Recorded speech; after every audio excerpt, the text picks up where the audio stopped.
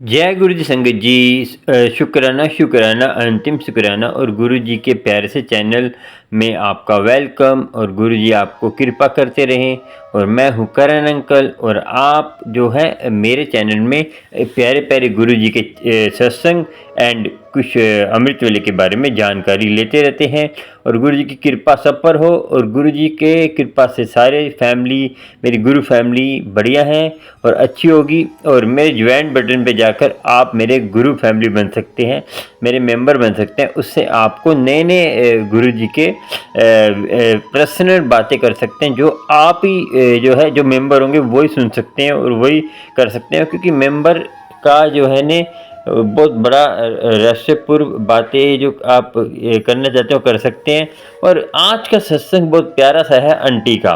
वो सत्संग सुनिए और आपको पता चलेगा कि आंटी की क्या कष्ट है। और आज मैंने आपको एक सत्संग नहीं, आपको बीच बीच में बताऊंगा, उसके बाद मैं आपको सारे सत्संग सुनाऊंगा। उसके बाद आंटी का क्या क्या सत्संग था और आपको 3-4 सत्संग है उसकी जो है आप सुनिए और उसका आनंद लीजिए। और बीच बीच में मैं आपसे बातें करेंगे कि उसके बारे में। और उसके बाद सत्संग के बाद आपको एक कथा सुनाएंगे जिसके आपको जीवन बदलने में, आपको उसका सफल जीवन करने के लिए आपको उसका जो है कृपा होगी। और आप भी अपना सत्संग शेयर कर सकते हैं, गुरु की कृपा पा सकते हैं। क्योंकि सत्संग शेयर करने से आपकी सारी कष्ट दूर होते हैं। मैंने पहले बताया था कि सत्संग शेयर करने से गुरु जी कहते थे आपकी समस्या भी दूर होती है। जो सत्संग सुनाता है उसकी समस्या भी दूर होती है, जो सत्संग सुनता है उसकी भी। और सत्संग पूरा सुना करे संगत जी।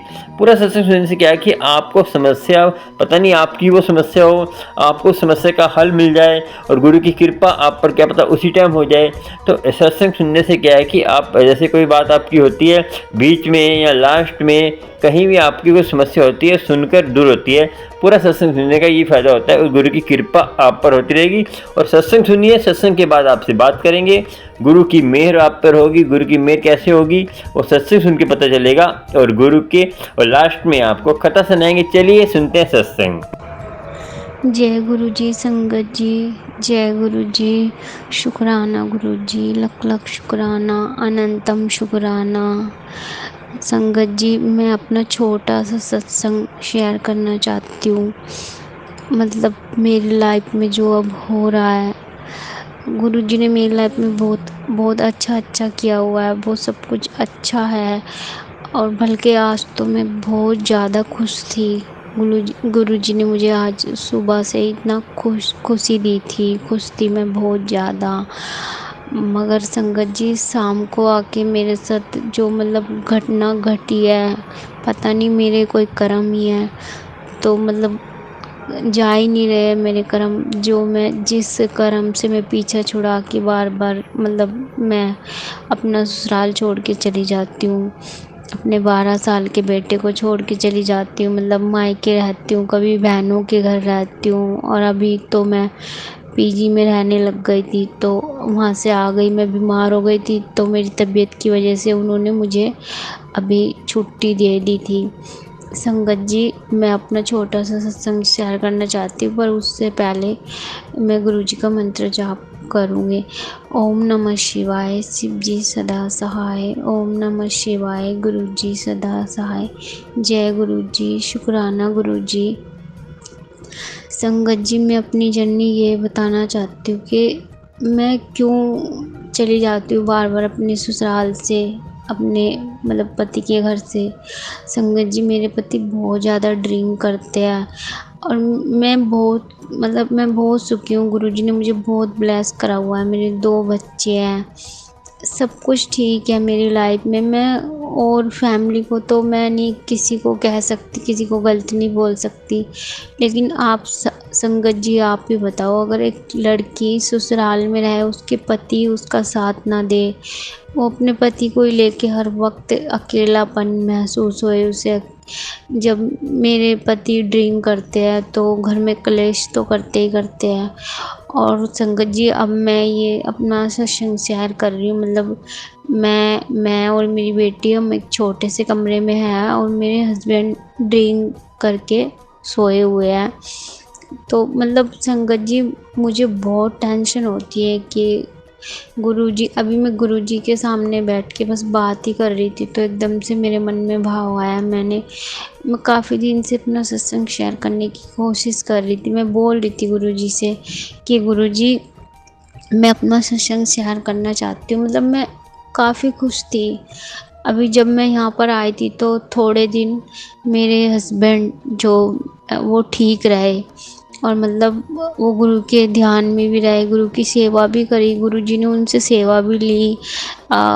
बहुत अच्छे से दरबार सजाते थे, मंदिर, फूल लेके आते थे सुबह में। पर पता नहीं मेरे ही कर्म में कुछ ऐसे, या मेरे हस्बैंड के कर्म में ऐसे।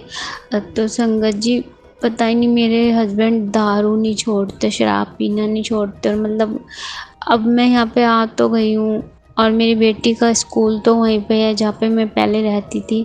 मैं उसको छोड़ने जाती हूँ, तो उसको लेके भी ये मुझे मतलब सुना रहे थे आज के वहाँ पर छोड़ने जाती है, ये है वो है, मतलब जिम्मेदारी से भाग रहे हैं, मेरे को बहाना बना के मेरे ऊपर बात थोप रहे हैं। और मेन तो बात ये है संगत जी, मैं तो इनकी शराब से इतनी परेशान हूँ, मैं इतनी इरिटेट हूँ इनकी शराब पीने से। और मतलब मेरा मन शुरुआत में बिल्कुल, जब ये चेंज होने लगे, मेरा मन नहीं लग रहा था, फिर भी मैंने ज़बरदस्ती अपना मन लगाया। और अभी ये पीने के बाद फिर कलेश करते हैं, और मतलब शांत नहीं बैठते, झगड़ने की कोशिश करते हैं, बच्चों को भी मारना पीटना, वो चीज़ मतलब फिर दोबारा मेरी ज़िंदगी में वही चीज़ लौट के आ रही है। वरना मैं यहाँ से चली गई थी, मैं इतने अच्छे से रह रही थी अपनी बेटी को लेके। संगत जी, मेरा मन सिर्फ बस ये करता है कि मेरे, जब से मैं गुरुजी से इतना अटैच हुई हूँ, मैं बड़े मंदिर होके आई हूँ 2 बार, बस मेरा यही मन करता है कि मैं जहाँ भी रहूँ अपने गुरु की सेवा करूँ। और मतलब मैं क्या करूँ, गुरुजी से मुझे सेवा बख्शे, और मैं जहाँ भी रहूँ मैं शांति से रहूँ, मैं भले यहाँ रहूँ, बस ये गुरुजी मेरे ऊपर रहमत कर सकते हैं, कृपा कर सकते हैं कि मेरे हस्बैंड को बदल दें, ताकि मैं उनके साथ अच्छे से घर बसाऊँ। संगत जी, मैं हर वक्त ये बात सोचती हूँ कि हमारे जो गुरु जी है, भोले बाबा है, महाशिव है, तो शिव जी तो सबकी जोड़ी बनाते हैं। तो ये मेरी इनके साथ कैसी जोड़ी बनाई है, क्या मेरे कैसे कर्म है कि ये मेरे साथ ज़िंदगी बिताना ही नहीं चाहते, ये मतलब शराब छोड़ना ही नहीं चाहते। और पता नहीं इतनी ज़्यादा शराब पीते हैं कि अपने आप को मतलब इतना शराब में घिर चुके हैं कि बिल्कुल इनको लत लग चुकी है, और छोड़ना ही नहीं चाहती। मैं इनकी इतनी हेल्प करती हूँ छुटाने की, दारू मतलब इनको साथ देती हूँ, इनको समझाती हूँ, पर पता नहीं क्या है, ये जैसे पहले करते थे, सुबह सारा दिन काम करना और रात में अपना पी के आना। फिर आप सोचो संगत जी, एक इंसान पी के आ रहा है और ऊपर से घर में कलेश करना, तो कैसे मन लगेगा, कैसे शांति रहेगी। कितना मैं मंत्र जाप भी चलाती हूँ, सत्संग सुनती हूँ, सब कुछ मतलब पूरा माहौल ऐसे करती हूँ कि शांति रहे, सब कुछ अच्छा अच्छा होए। पर चलो कोई नहीं गुरुजी, मेरे को गुरुजी, मुझे आप पे विश्वास है, पर फिर भी मैं भी तो इंसान हूँ, हर वक्त मेरा भी तो मन डगमगाने लगता है। तो गुरुजी, बस मेरे को, मैं ये सत्संग सिर्फ इसलिए कह रही हूँ, मैं अभी गुरुजी के स्वरूप के सामने बैठ के बात ही कर रही थी, बस मैं गुरुजी से ये अरदास कर रही थी, गुरुजी कोई बात नहीं, आपने मुझे यहाँ पे फिर दोबारा भेजा है मेरे बेटे के पास, और इसमें मेरी भलाई होएगी कुछ, बस मुझे हौसला दे दो, मुझे हिम्मत दो ये सब फिर दोबारा सहन करने की और बर्दाश्त करने की। और मेरे घर का भी माहौल संगत जी ऐसा ही है कि मतलब पल पल लड़ाइयाँ होती रहती है। अभी शाम में ही मेरे बेटे से लड़ाई हो रही, उसकी चाची की, मतलब वो अपने घर में, इनका ढोल का काम है सबका, मेरे ससुर का, तो बस ढोलक ढोल रहते ही है घर में, तो वो छोटी सी ढोलक बजा रहा था, तो मेरी दुरानी जाके मेरे बेटे को खूब ज़्यादा सुनाया, उसने खूब ज़्यादा सुनाया, मारने की भी धमकी दे रही, मैं मारूंगी ये है। मैंने कुछ नहीं बोला संगत जी, मैंने सब कुछ, मैं गुरुजी की, बस गुरुजी का मंदिर में सफाई कर रही थी, गुरुजी का स्वरूप साफ कर रही थी। बस मैंने कहा गुरुजी मैं नहीं कुछ बोल सकती, क्योंकि अगर मैं बोलती और ज़्यादा लड़ाइयाँ बढ़ती, तो मैं बस शांत रही। मैंने कहा गुरुजी आप ही देखो।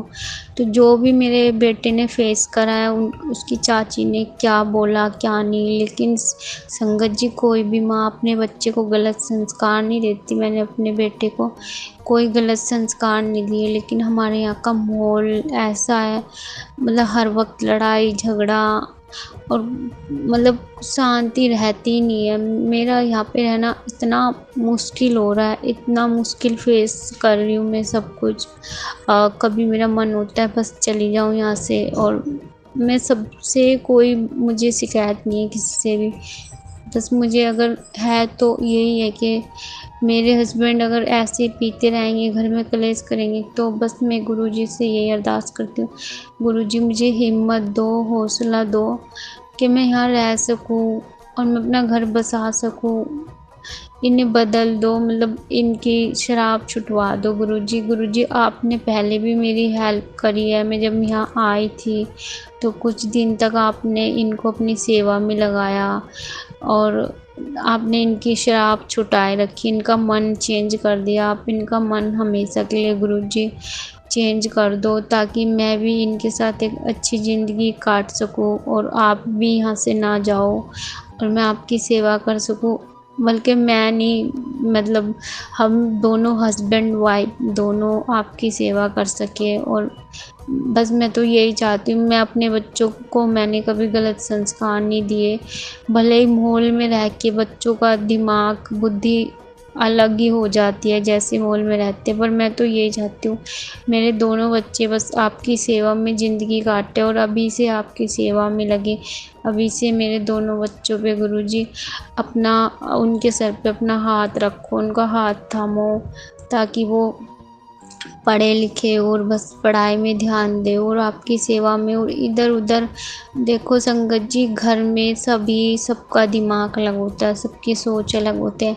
अब मैं सबकी तो सोच नहीं बदल सकती, लेकिन बस अपने बच्चों की सोच उनको समझा के, मतलब गुरुजी मैं ये भी नहीं कर सकती कि मैं अपने बच्चों की भी सोच बदल दूँ। बस जो कराओगे आप ही कराओगे, मेरे हस्बैंड की सोच बदलो, वो छोड़ दे हमेशा के लिए शराब, और ध्यान दे फैमिली पे, और मतलब मुझ पे भी ध्यान दे, ताकि मुझे भी अकेलापन महसूस ना हो।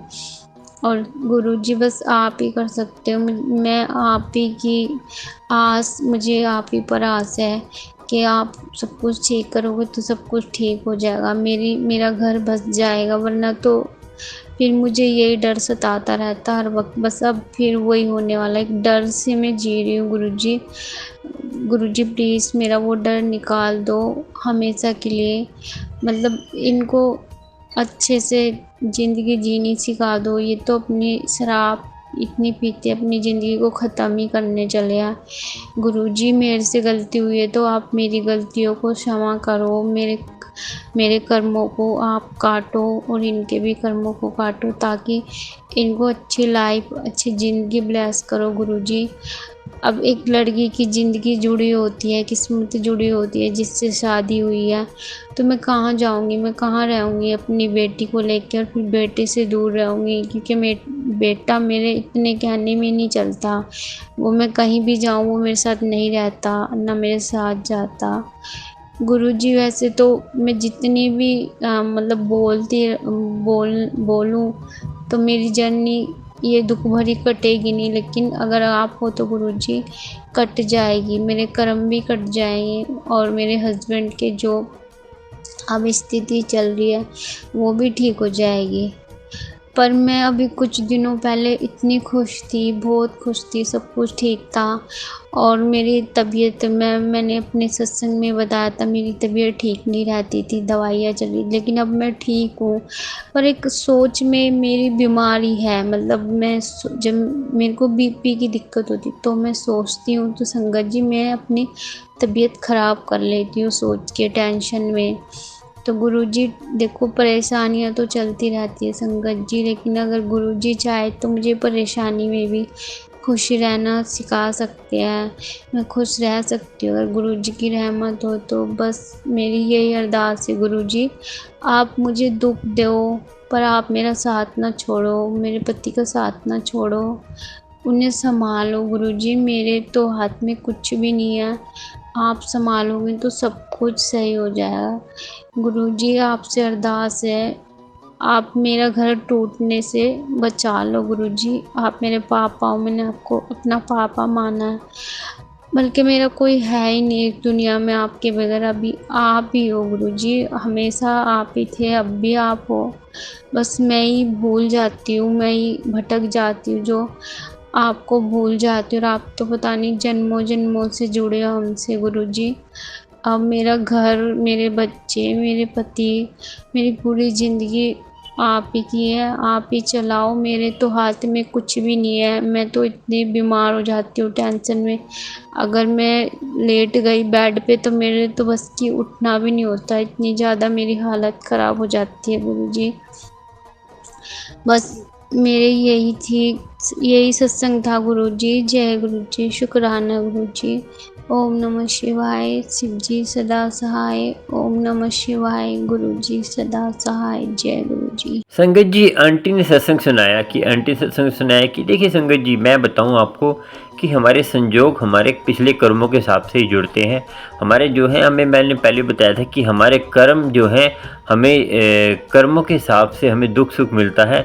हमें ना तो बेटा, बहू और सास ससुर कोई दुख नहीं देता। हमारे जो कर्म होते हैं उसके हिसाब से हमें दुख मिलते हैं, और गुरु की कृपा जो होने वाली होती है ना, वो हमें क्यों नहीं होती। ये जो तंत्र विद्या जो हमारे पे हो जाती है, तो ये पिछले जन्म के कर्म होते हैं, तो होती है, क्योंकि परमात्मा के सब आज्ञा में चलते हैं। ये तंत्र विद्या माया सब परमात्मा के आज्ञा में चलती है। जब हम बुरे कर्म करते हैं तो ये हमारे आगे आ जाती है, हमारे कर्म भोगने में जो कर्म होते हैं हमारे, वो फिर हमें भोगने पड़ते हैं। ये तंत्र विद्या जो होती है हमारे पर, ये पिछले जन्म में कुछ ऐसा हमने किया होता है, तो वो करने के लिए ये हमें वो कि परमात्मा के हुक्म में है।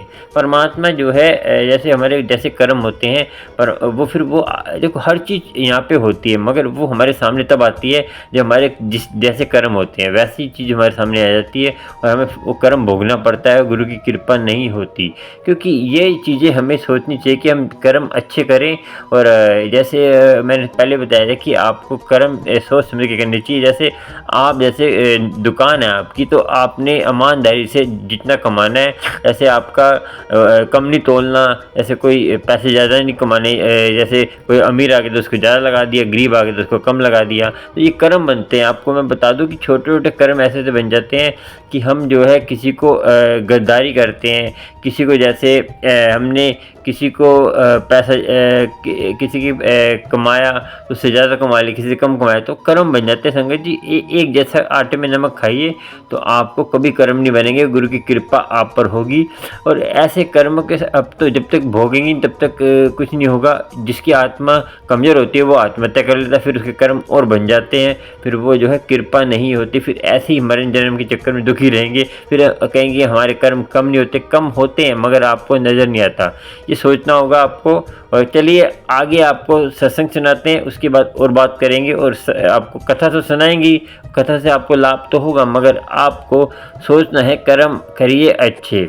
कुछ भी हो जाए संगत जी, मजबूरी ये मत कहिए कि इतना महंगाई है तो संगत जी देखिए, कर्म तो अब जैसे करेंगे वैसे भोगने पड़ेंगे। आप कभी धर्मराज के पास जाके ये नहीं कह सकते हमारी ये मजबूरी थी, वो ये नहीं सुनेंगे। वो सुनेंगे आपने नाम नहीं जपा, आपने अमृत वाला नहीं संभाला, आपने ये नहीं करा, वो ये सुनेंगे। ये नहीं सुनेंगे कि आपने क्या किया, कैसे करें। संगत जी, दुख सुख तो आते रहेंगे। आप ये सोचेंगे कि सुखी होंगे तभी हम नाम जपेंगे, फ्री होंगे तभी नाम नहीं जपेंगे। संगत जी, जिसको भूख लगती है ना तो वो नाम जपता है, क्योंकि हमारा ये अधिकार है, ये हमारा एक हिस्सा है। जो गृहस्थ आश्रम में जो है हमने मोह नहीं लगाना। संगत जी, मैं आपको बता दूं कि काफ़ी संगत के फ़ोन आते हैं कि हमारे बच्चे दुखी करते हैं, वो दुखी करते हैं। तो आपको सोचना है कि दुखी कोई नहीं करता, हमारे कर्म करते हैं। तो इसी चक्कर में लगे रहेंगे तो आप कभी नहीं उठ पाएंगे और आप नाम जप पाएंगे और 83 के चक्कर में पड़े रहेंगे और गुरु की कृपा नहीं होगी संगत जी। ये आप बता दूं आपको कि आपको गुरु की कृपा चाहिए तो आपको नाम तो जपना होगा, इसके अलावा तो कोई उधार ही नहीं है। आपका उधार तभी होगा कि नाम जपे, एक नाम ही उधार है। अब जितना बड़ी दान पुण्य कर लें इसका फल आपको यही मिल जाएगा। और जो है आपको अच्छे कर्म करेंगे, नाम जपेंगे, तभी उसका अगले जन्म में आपका बैंक बैलेंस बैठेगा। नाम नहीं जपते आप कुछ भी करते हैं तो आपको उसका फल नहीं मिलेगा। नाम जपते तो घर में लंगर खाना बना रहे हैं वो भी लंगर माना जाएगा, और नाम नहीं जप रहे, आप गुरुद्वारे जा रहे हैं, मंदिर जा रहे हैं, कहीं भी जा रहे तो आपका निष्फल जाएगा। जितने मर्जी यात्रा कर ली, नाम नहीं जप रहे तो वो निष्फल है। नाम जपते जपते जहाँ भी जाएंगे वो कृपा होगी, और कृपा आप पर तब तक होगी जब तक आप मानेंगे नहीं। देखिए, आप कृपा तो होती है मगर हम ना शुक्र हो जाते हैं। ना शुक्र नहीं होना हमने, कृपा गुरु की होगी तभी आपको गुरु की मेहर होगी, और गुरु की मेहर तभी होगी जब कृपा होगी। कृपा कैसे होगी कि आपने नाम जपना है, गुरु के साखियाँ सुनिए, और अच्छे काफ़ी ऋषि हैं, किसी की भी साखी सुनिए तो आपको परमात्मा से जुड़ना चाहिए और गुरु की कृपा आप पर होगी। और आगे सत्संग सुनते चलिए। जय गुरु जी, जय गुरु जी। गुरु जी की कृपा से एक सत्संग शेयर करना चाहती हूँ। सत्संग शेयर करते समय कोई मुझसे गलती हो गई हो तो गुरु जी मुझे क्षमा करना। सारी सत्संग को जय गुरु जी। संगत जी, पहला गुरु जी का मंत्र जाप करेंगे। ओम नमः शिवाय। शिव जी सदा सहाय। ओम नमः शिवाय। गुरु जी सदा सहाय। जय गुरु जी। संगत जी, हर किसी की लाइफ में ऐसा टाइम भी आता है, टाइम के बारे में सोचा नहीं होता। संगत जी, दुख परेशानियाँ हर किसी की लाइफ में चलती हैं, पर कोई इंसान ऐसे होते हैं कि अपने दुख परेशानियों को देखकर हार जाते हैं, जबकि हमें हारना नहीं चाहिए। हमें अपने गुरु जी पर भरोसा रखना चाहिए। संगत जी, कई बार ऐसा टाइम आता है कि हमारे पास गुरु जी आके हमारा हाथ थाम लेते हैं। मेरे साथ भी कुछ ऐसा मेरी ज़िंदगी में हो सब कुछ ठीक था। संगत जी, मैं रोपड़ शहर की रहने वाली हूँ। मुझे गुरु जी के बारे में नहीं पता था, क्योंकि मेरी उम्र 28 साल की है। अब मैं 28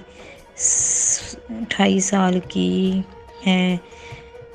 28 साल बाद गुरु जी के बारे में सुना था। जब मेरी शादी हुई थी तब मैं 16-17 साल की थी। जब मेरे पापा ने शादी करवा दी थी।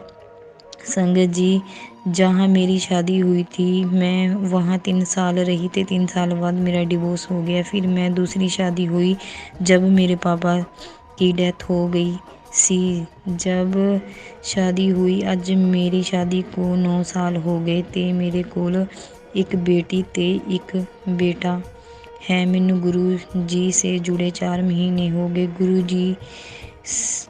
गुरु जी के बारे में जानती नहीं थी।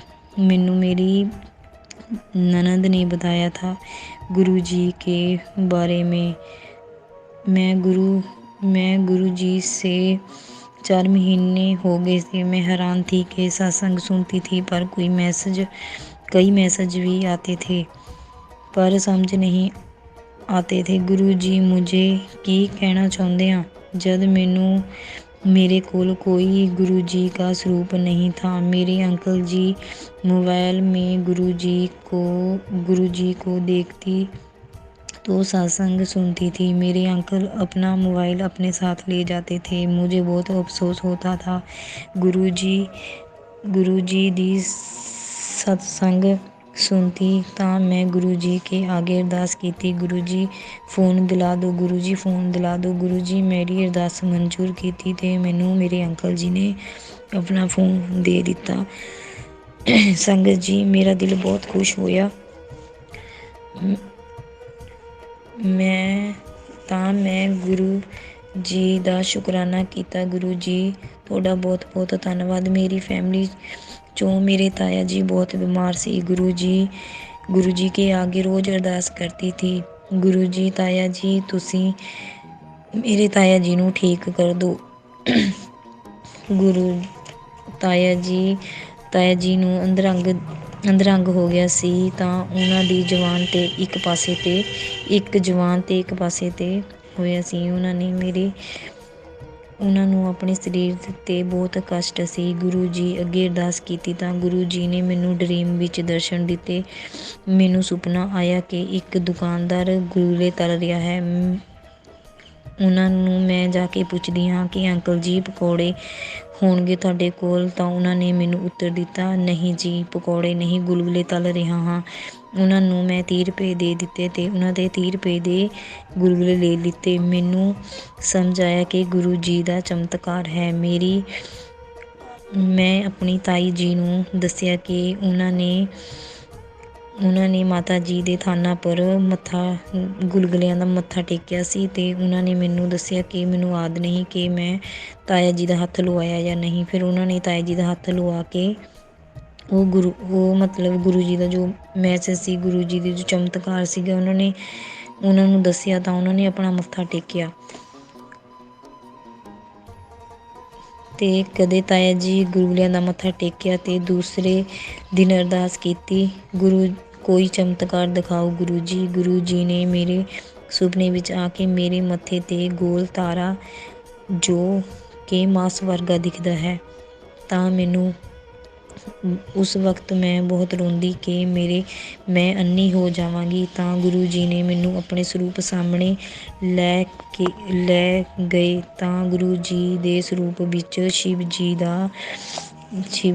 ਦਾ ਸਰੂਪ ਦਿਖਾਈ ਦਿੱਤਾ। ਤਾਂ ਮੈਨੂੰ ਗੁਰੂ ਜੀ ਨੇ ਕਿਹਾ ਕਿ ਮੱਥੇ ਵਿੱਚ ਜੋ ਸ਼ਿਵ ਜੀ ਦੇ ਗਲੇ ਵਿੱਚ ਨਾਗ ਦੇਵਤਾ ਹੈ ਉਹ ਤੇਰੇ ਮੱਥੇ ਤੇ ਉਹਨਾਂ ਨੇ ਤੇਰੇ ਮੱਥੇ ਤੇ ਡੰਗ ਮਾਰ ਦਿੱਤਾ। ਫਿਰ ਗੁਰੂ ਜੀ ਨੇ ਮੈਨੂੰ ਦੱਸਿਆ ਕਿ ਤੇਰੇ ਘਰ ਵਿੱਚ ਕਿਸੇ ਦਾ ਕੰਡਾ ਗੁਆਚਿਆ ਹੈ, ਉਸ ਉੱਪਰ ਕਰਿਆ ਹੋਇਆ ਹੈ। ਮੈਂ ਆਪਣੇ ਫੈਮਿਲੀ ਨੂੰ ਉਹ ਕੰਡੇ ਬਾਰੇ ਪੁੱਛਿਆ ਤੇ ਮੇਰੀ ਫੈਮਿਲੀ ਨੇ ਮੇਰੇ ਤਾਈ ਜੀ ਨੇ ਦੱਸਿਆ ਕਿ ਵੀ ਮੈਨੂੰ ਕੁਝ ਯਾਦ ਨਹੀਂ। ਫਿਰ ਮੈਂ ਆਪਣੇ ਭਰਾ ਲਈ ਬਹੁਤ ਰਿਸ਼ਤੇ ਦੇਖੇ ਪਰ ਕੋਈ ਰਿਸ਼ਤਾ ਸਿਰੇ ਨਹੀਂ ਚੜਿਆ। ਤਾਂ ਗੁਰੂ ਜੀ ਨੇ ਮੈਨੂੰ ਮੈਸੇਜ ਕੀਤਾ ਕਿ ਪੁੱਤਰ ਮੇਰੇ ਇਸ਼ਾਰੇ ਨੂੰ ਸਮਝ ਤੇ ਮੇਰੇ ਭਰਾ ਦਾ ਜਨਮ ਟਾਈਮ 9:30 ਵਜੇ ਦਾ ਨਹੀਂ 7:30 ਵਜੇ ਦਾ ਹੈ। ਗੁਰੂ ਜੀ ਦਾ ਸ਼ੁਕਰਾਨਾ ਕਰਦੀ ਹਾਂ, ਬਹੁਤ ਬਹੁਤ ਧੰਨਵਾਦ ਕਰਦੀ ਹਾਂ। ਗੁਰੂ ਜੀ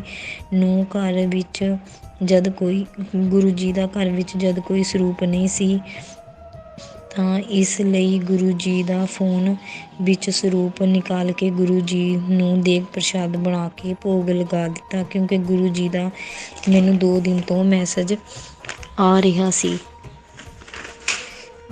ਸੀ। ਫਿਰ ਮੇਰੇ ਮਨ ਵਿੱਚ ਇਹ ਖਿਆਲ ਆਇਆ ਤਾਂ ਗੁਰੂ ਜੀ ਸਰੂਪ ਫੋਨ ਵਿੱਚੋਂ ਕਢਵਾ ਕੇ ਮੈਂ ਆਪਣੇ ਅੰਕਲ ਜੀ ਨੂੰ ਕਿਹਾ। ਉਹਨਾਂ ਨੇ ਮੈਨੂੰ ਕਿਹਾ ਕਿ ਤੂੰ ਆਪ ਜਾ ਕੇ ਕਢਵਾ ਲਿਆਈ। ਤਾਂ ਮੈਂ ਗੁਰੂ ਜੀ ਦੇ 2 ਸਰੂਪ ਬਣਾਏ। ਗੁਰੂ ਜੀ ਨੂੰ ਆਪਣੇ ਤਾਇਆ ਜੀ ਦੇ ਘਰ ਲੈ ਕੇ ਗਈ ਤੇ ਮੇਰੇ ਤਾਇਆ ਜੀ ਨੇ ਗੁਰੂ ਜੀ ਦੇ ਸਰੂਪ ਨੂੰ ਮੱਥਾ ਆਪਣਾ ਲਾ ਕੇ ਬਹੁਤ ਰੋਏ ਤੇ ਮੈਂ ਆਪਣੇ ਘਰ ਵੀ ਆ ਕੇ ਗੁਰੂ ਜੀ ਨੂੰ ਆਪਣੇ ਨਾਲ ਲਿਆਂਦਾ ਤੇ ਘਰ ਦੇਗ ਪ੍ਰਸ਼ਾਦ ਬਣਾ ਕੇ ਗੁਰੂ ਜੀ ਦਾ ਮੱਥਾ ਟੇਕਿਆ। ਤੇ ਮੈਂ ਆਪਣੀ ਤਾਇਆ ਜੀ ਦੀ ਹਾਲਤ ਵਿੱਚ ਸੁਧਾਰ ਕਰਨਾ ਚਾਹੁੰਦੀ ਸੀ। ਮੈਂ ਗੁਰੂ ਜੀ ਦਾ ਬਹੁਤ ਸ਼ੁਕਰਾਨਾ ਕਰਦੀ ਹਾਂ। ਮੇਰੇ ਤਾਇਆ ਜੀ ਨੂੰ ਗੁਰੂ ਜੀ ਦੇ ਸਰੂਪ ਨੂੰ ਮੱਥੇ ਲਾ ਕੇ ਬਹੁਤ ਰੋਣ ਲੱਗ ਪਏ ਜਦ ਕਿ ਉਹ ਇਹ ਗੱਲ ਨੂੰ ਨਹੀਂ ਮੰਨਦੇ ਸੀ। ਗੁਰੂ ਜੀ ਦੇ ਚਰਨ ਕਮਲ ਉਹਨਾਂ ਦੇ ਘਰ ਵਿੱਚ ਜਦੋਂ ਪਏ, ਗੁਰੂ ਜੀ ਦੀ ਕਿਰਪਾ ਕਰੀ। ਇਹ ਬਹੁਤ ਬੜਾ ਚਮਤਕਾਰ ਸੀ ਜਦ ਕਿ ਮੈਨੂੰ ਇਸ ਗੱਲ ਦਾ ਕੋਈ ਅੰਦਾਜ਼ਾ ਵੀ ਨਹੀਂ ਸੀ। ਮੈਂ ਗੁਰੂ ਜੀ ਨੂੰ ਦੇਗ ਪ੍ਰਸ਼ਾਦ ਦਾ ਭੋਗ ਲਵਾਇਆ ਗੁਰੂ ਜੀ ਸਾਰਿਆਂ ਨੇ ਮਤਲਬ ਤਾਇਆ ਜੀ ਦੇ ਮੁੰਡੇ ਨੇ ਸਾਰਿਆਂ ਨੇ ਮੱਥਾ ਟੇਕਿਆ ਤਾਂ ਗੁਰੂ ਜੀ ਨੇ ਉਹਨਾਂ ਨੂੰ ਬਲੈਸ ਕੀਤਾ, ਚਮਤਕਾਰ ਦਿਖਾਇਆ। ਮੈਂ ਗੁਰੂ ਜੀ ਅੱਗੇ ਬੈਠੀ ਅਰਦਾਸ ਕਰਦੀ ਤਾਂ ਮੇਰੇ ਪਿੱਠ ਪਿੱਛੇ ਜਦ ਮੈਂ ਘਰ ਆ ਕੇ ਗੁਰੂ ਜੀ ਦਾ ਪ੍ਰਸ਼ਾਦ ਬਣਾ ਕੇ ਮੱਥਾ ਟੇਕਿਆ ਤਾਂ ਮੇਰੇ ਪਿੱਠ ਪਿੱਛੇ ਐਦਾਂ ਲੱਗਦਾ ਸੀ ਕਿ ਮੈਂ ਪਿੱਠ ਪਿੱਛੇ ਧੂੰਆਂ ਏ। ਮੈਂ ਬਹੁਤ ਖੁਸ਼ ਹੋਈ। ਮੈਨੂੰ ਪਤਾ ਲੱਗ ਗਿਆ ਸੀ ਕਿ ਗੁਰੂ ਜੀ ਮੈਨੂੰ ਬਲੈਸ ਕਰ ਦਿੱਤਾ, ਮੇਰਾ ਦੇਗ ਪ੍ਰਸ਼ਾਦ ਦਾ ਭੋਗ ਲਗਵਾ ਦਿੱਤਾ। ਮੇਰਾ ਭਰੋਸਾ ਹੋਰ ਵੀ ਮਜ਼ਬੂਤ ਹੋ ਗਿਆ। ਮੈਂ ਗੁਰੂ ਜੀ ਦਾ ਧੰਨਵਾਦ ਕਰਦੀ ਹਾਂ, ਸ਼ੁਕਰਾਨਾ ਕਰਦੀ ਹਾਂ। ਆਪਣੀ ਮਿਹਰ ਸਭ ਪਰ ਕਰਨ। ਮੇਰੇ ਤਾਇਆ ਜੀ ਨੂੰ ਬਲੈਸ ਤੇ ਆਪਣੀ ਸਭ ਸੰਗਤ ਨੂੰ ਬਲੈਸ ਕਰਨ। ਮੇਰੇ ਤੇ ਕੋਈ ਗਲਤੀ ਹੋ ਗਈ ਹੋਵੇ ਤਾਂ ਗੁਰੂ ਜੀ ਮੈਨੂੰ क्षमा ਕਰਨ ਤੇ ਸੰਗਤ ਜੀ ਤੁਸੀਂ ਵੀ ਮੈਨੂੰ क्षमा ਕਰ ਦਿਓ। ਮੇਰੇ ਬੋਲਦੇ ਸਮੇਂ ਕੋਈ ਗਲਤੀ ਭੁੱਲ ਚੁੱਕ ਹੋ ਗਈ ਹੋਵੇ ਤਾਂ ਪਲੀਜ਼ ਮਾफ़ ਕਰ ਦਿਓ गुरु जी। मैं अपनी सत्संग को यही विराम करती हूँ। शुक्राना गुरु जी। बहुत बहुत धन्यवाद गुरु जी। सब पर अपनी मेहर किरपा बनाए रखियो, अपनी भैन भाइयों पर, अपनी फैमिली पर, सब नू ठीक ठाक रखियो, सब नू ब्लैस करियो गुरु जी, सब दा भला करियो गुरु जी। भरोसा डग मुकाउण ना दियो गुरु जी। जय गुरु जी। कृपा करियो गुरु जी, कृपा करियो। संगत जी, आपने सत्संग सुना, सत्संग में क्या क्या आपको शिक्षा मिली वो मालूम हो गया होगा। सत्संग सुनने से संगत जी आपकी कृपा आप पर होगी, गुरु की, गुरु कृपा करता है।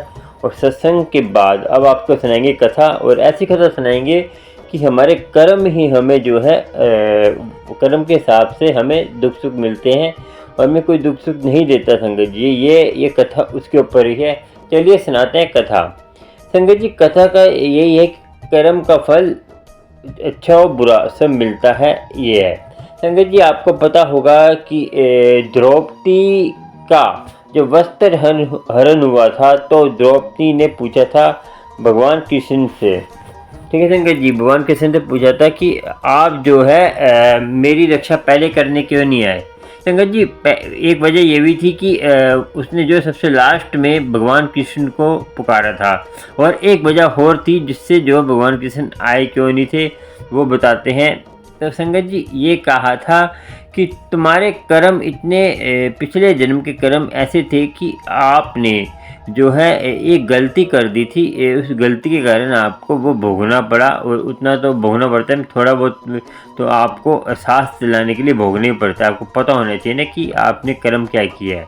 तो संगत जी, द्रौपदी ने क्या किया था कि एक संत नहा रहे थे, तो संत नहाते नहाते तो उन्होंने क्या किया था, उसके वस्त्र उठाकर थोड़ी आगे रख दिए थे, जैसे थोड़ी नदी के किनारे जो तो नदी से किनारे उठा के किसी छिपा दिए थे।